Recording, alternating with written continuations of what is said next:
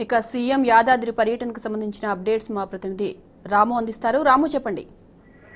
సాయి మాధవి 3 గంటలుగా యాదాద్రి కొండపైన అణువు కూడా సీఎం కేసీఆర్ పరిశీలిస్తా ఉన్నారు. ఆలయ అభివృద్ధి పనులను ప్రతి ఒక్క కట్టడాలను అదేవిధంగా శిల్పాలను కూడా దగ్గరగా చూస్తూ అధికారులతో అక్కడ ఉన్నటువంటి స్థపతులతో ఆర్కిటెక్టులతో అన్ని విషయాలు కూడా అడిగి తెలుసుకుంటున్నారు. దీంతో పాటు మాడ వీధుల్లో వేయాల్సినటువంటి ఫ్లోరింగ్ సంబంధించినటువంటి స్టోన్ పనులను కూడా పరిశీలించడం జరిగింది. ఎలాంటి రాయి వాడితే బాగుంటుందన్న చర్చ కూడా ఎక్కడికక్కడ కూడా అధికారులను అడిగి తెలుసుకుంటూ అధికారులతో ఉన్నటువంటి అక్కడ ఉన్నటువంటి పరిస్థితులన్నింటినీ కూడా పరిశీలిస్తున్నటువంటి పరిస్థితి ఉంది.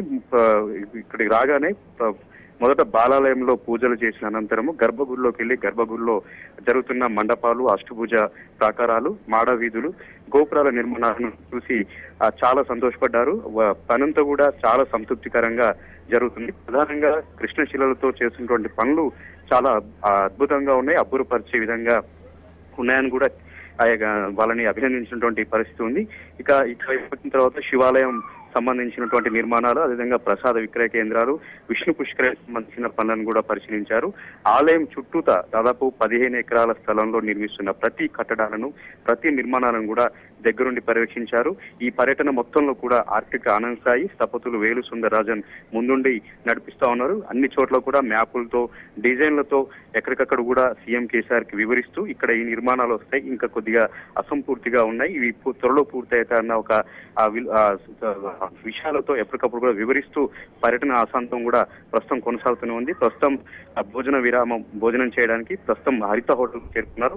అక్కడ అధికారులు, స్థపతులు, వైటీడీఎస్ సంబంధించిన అధికారులు భోజనం చేసిన తర్వాత ఆలయానికి సంబంధించిన పూర్తి ప్రాజెక్టు పైన కులంకషంగా చర్చించేందుకు సమీక్ష సమావేశం కూడా నిర్వహిస్తా ఉన్నారు. అటువైపు టెంపుల్ సిటీలో ఉన్నటువంటి కట్టడాలపైన కూడా కులంకషంగా చర్చించారు. కొద్దిమంది దాతలు కూడా ఇక్కడ సీఎం కేసీఆర్ ని కలవడానికి వచ్చారు. ఏ విధంగా వాళ్ళకు లేఅవుట్ ఒప్పు చెప్పాలి, ఏ విధమైనటువంటి డిజైన్లను వాళ్ళకు అందజేయాలి, ఎట్లా నిర్మాణాలు చేయాలి అనే అంశం పైన కూడా ప్రస్తుతం పాలసీ సంబంధించిన సమీక్ష కూడా చేయబోతున్నారు. కొండ కింద ఉన్నటువంటి షాప్స్ అయితే ఉన్నాయో వాళ్ళందరూ కూడా నష్టపరిహారానికి సంబంధించిన కొంత సమస్య ఎక్కడ ఉంది, ఆ సమస్య పైన కూడా వాళ్ళని కూడా పిలిపించారు. వాళ్ళతో మాట్లాడి వాళ్ళకు సంతృప్తి పరంగా నష్టపరిహారం అందించిన తర్వాత ప్రధాన రోడ్డు అయితే ఏదైతుందో ఆ రోడ్డును ఇరువైపులా 300 మీటర్ల వరకు కూడా దాన్ని వెడల్పు చేసి ఆ ప్లాంటేషన్ చేసే విధంగా కూడా అన్ని చోట్ల కూడా ఇక్కడ సమీక్ష సమావేశం నిర్వహిస్తున్నారు.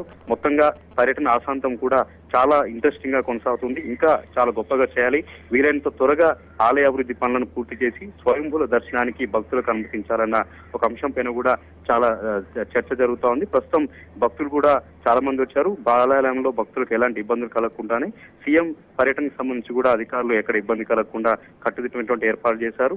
భద్రతకు సంబంధించి కూడా కట్టుదిట్టమైనటువంటి ఏర్పాట్లు చేశారు. మొత్తంగా ఈరోజు సాయంత్రం వరకు కూడా సీఎం కేసీఆర్ పర్యటన ఇక్కడ కొనసాగుతుంది.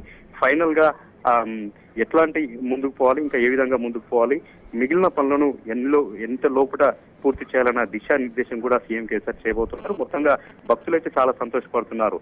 ఒక సీఎం స్థాయిలో ఉండి ఇన్ని గంటలు వెచ్చించి ఇంత ఓపికగా ప్రతి కట్టడాలను తడిమి చూస్తూ ప్రతి నిర్మాణాలను కూడా దగ్గరుండి పర్యవేక్షిస్తూ అధికారులతో మాట్లాడుతూ ఇంతగా చాలా ఇంట్రెస్ట్ గా ఉన్నటువంటి సీఎం ఇప్పటివరకు చూడలేదు. ఈ ఆలయాన్ని చూస్తుంటే ఒక అద్భుతంగా లాగా అనిపిస్తుందని భక్తులు కూడా మనతో సంతోషపడుతున్నారు.